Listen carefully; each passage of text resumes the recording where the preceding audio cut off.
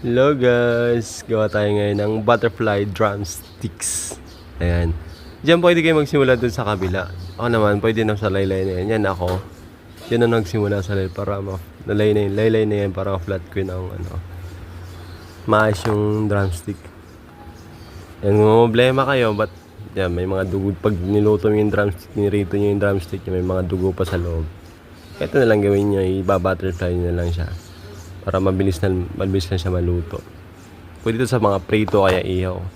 Kung ano mong special na luto dyan, maganda yan. Pag niluto. Yan. Hiwain mo lang dyan sa gilid ng buto na yan. Yan. Ilagan mo lang yung buto na yan. Matigas lang naman dyan yung tendon niya eh. Yun lang ngayon. Medyo matigas dyan. Bibreadings nyo lang yan. Pag gusto nyo mabilis mong maluto yung drumstick nyo, ganito na lang gawin nyo, butterfly mo na lang siya. Yan, okay na yan. Next. Nilangaw pa. Yan, ganito lang ulit gawin nyo yung same step lang. Napaka-basic lang yan. Hawakan nyo lang yung kabilaan para may... Yan. Para mahiwa mo siya ng maayos. Hindi matalim yung tip ng kutsilyo ko. Kaya medyo nahihirapan ako dyan sa mga tendon eh. Medyo matigas. Yan. Ba-flat niya lang siya. Nakapaalam pala ako dyan kasi nasa bahay lang naman ako eh. Gusto ko mag-prate ng manok. Gusto ko maghiwa-hiwa eh. Ganyan lang.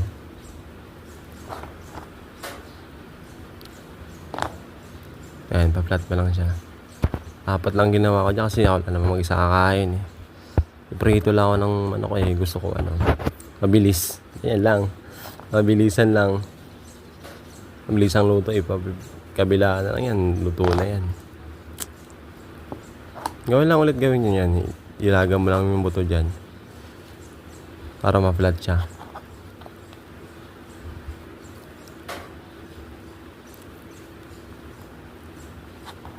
Yan.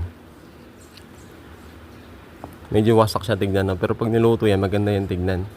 Pag ginain mo, laman na lahat. Pag kinagat mo yan, diretso laman na.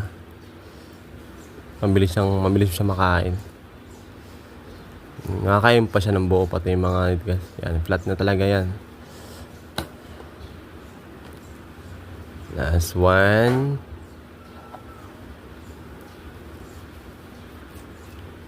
Gawin lang ulit hanggang yan, medyo maganda to. Medyo malaki kasing drumstick.